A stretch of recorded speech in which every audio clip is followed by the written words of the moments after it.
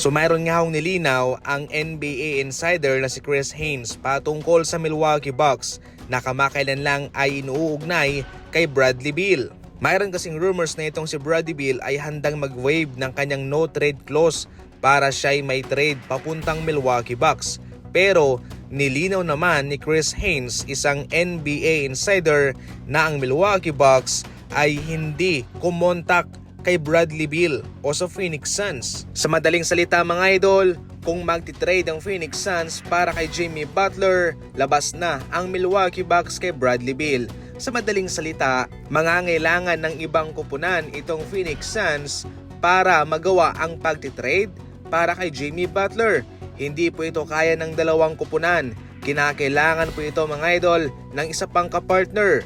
3-team trade, 4-team trade para may isagawa ang trade kay Jimmy Butler. So sa video nito mga idol, tinatapos na natin ang mga rumors patungkol kay Bradley Beal sa Milwaukee Bucks. Wala nang mga video patungkol sa kanya. Samantala, ayon naman kay Jovan Buwan ng The Athletic, interesado ngayon ang Los Angeles Lakers patungkol kay Lonzo Ball na magkaroon ng reunion. Hindi pa gumagawa ng trade itong Los Angeles Lakers mga idol. I mean yung malakihang trade na siyang magpapabago talaga sa kanilang roster. Magkakaroon ng instant impact kumbaga, yung kukuha sila ng isang star player. Pero ngayon tinitingnan ang isang posibilidad na baka kanilang kukunin itong si Lonzo Ball.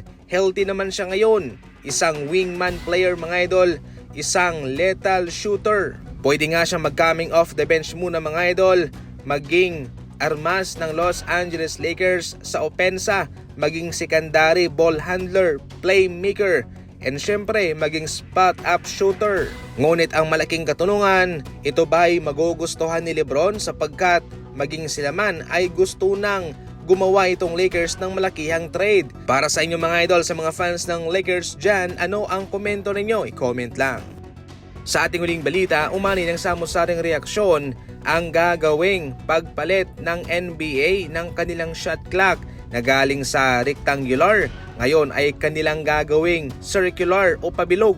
Hindi ito nagustuhan ng mga NBA fans kung saan marami pang dapat na ayusin pero ito ang kanilang inuuna. Ayon pa dito mga idol, wala ng Christmas jersey, wala ng regular home or away jersey, wala ng black accessories sa kanilang mga road game, wala ng mga finals logos sa sahig, wala ng regular all-star game.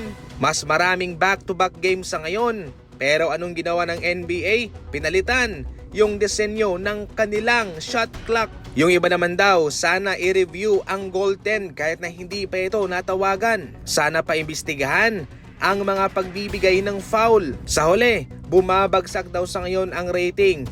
Mas maraming tres ang pinapakawalan ng mga kupunan, dapat na mayroong baguhin, pero wala silang binago doon. Ang kanilang binago ay ang disenyo ng kanilang shot clock. Yan lang muna sa ngayon ang ating mga NBA updates. Maraming salamat po sa panonood.